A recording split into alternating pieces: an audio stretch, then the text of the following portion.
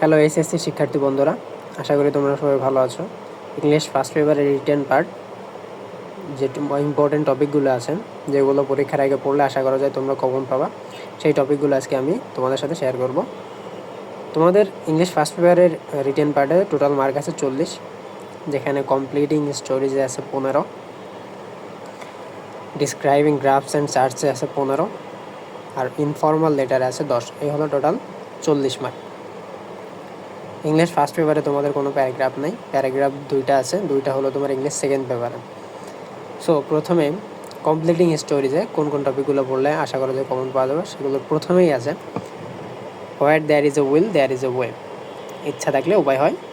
এরপর slow and steady wins the race, failures are but pillars of success, nobody believes a liar, unity is strength, বাইজিৎস devotion to his mother, dress does not make a man great, who is to bail the cat, King Midas and his golden touch, dividing bread by a cunning monkey, a rickshaw puller and a lottery ticket, devastating fire accident in a garment factory, honesty is the best policy। এখানে যে স্টোরিজগুলো আছে সবগুলোই important, আর আশা করা যায় এই 13টা story পড়লে তোমাদের এসএসসিতে কমন পেতে পারে। যদি আনকমন কোনো কোশ্চেন না করে, কোনো স্টোরি না করে, তাহলে এখান থেকে তোমরা কমন পাবা। এরপর ডিসক্রাইবিং গ্রাফস অ্যান্ড চার্টসের যে টপিকগুলো আছে, যেগুলো বিগত বছরে এসেছে, আশা করা যায় এই বছরেও এখান থেকে কমন পাবা। প্রথমে আছে choice of professions by educated youth অথবা পিপুল ইন বাংলাদেশ। এরপর number of internet users, telephone users অথবা মোবাইল ইউজার্স, সবগুলো একই। Mobile users, Facebook users. Comparative selling rate of books in a Boimela, poverty reduction rate of Bangladesh অথবা number of people living below the poverty line, literacy rate. তিনটা ভিন্নভাবে লিখছে, কিন্তু মানে লেখা হয়েছে, কিন্তু সবগুলো টপিকই এক। Comparative number of deaths caused by road accident, population growth rate in Bangladesh, percentage of supporters of different games of a country, passing rates of the student in different subject, percentage of a family's household expenditure।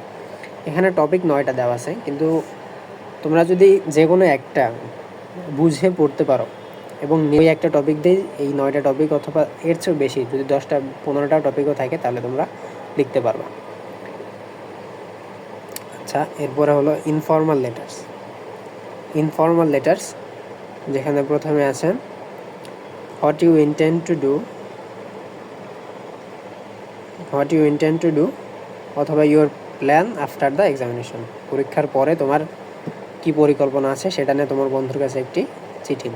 এরপর write a letter to your friend describing your country, তোমার দেশ বর্ণনা দিয়ে তোমার বন্ধুর কাছে একটি চিঠি। এরপর write a letter to year younger brother telling him the importance of taking regular physical exercise, write a letter to your friend thanking him for the nice birthday gift, write a letter to your friend describing the co-curricular activities of your college, write a letter to your friend congratulating him on his brilliant success in the examination, write a letter to your younger brother about the importance of reading newspaper বা advising him to read newspaper, write a letter to your friend describing the picnic you have enjoyed, write a letter to your father about your progress of studies, এবং লাস্টে আছে write a letter to year mother telling her about এর hostel ডেস। So এই হলো informal লেটারের যে 10টা important letter. আশা করি তোমরা ইংলিশ ফার্স্ট পেপারের রিটেন পার্টের ফুল সাজেশনটা পাইছো। আশা করা যায় এখান থেকে যদি তোমরা তোমাদের এই যে সময়টুকু আছে, এই সময়ের ভিতর এই টপিকগুলো যদি শেষ করতে পারো, পরীক্ষায় কমন পেতে পারো। আশা করা যায় কমন পাবা। যদি আনকমন কোনো টপিক অথবা ইউনিক কোনো টপিক প্রশ্নে না আসে, তাহলে এখান থেকেই কমন পাবো। ধন্যবাদ।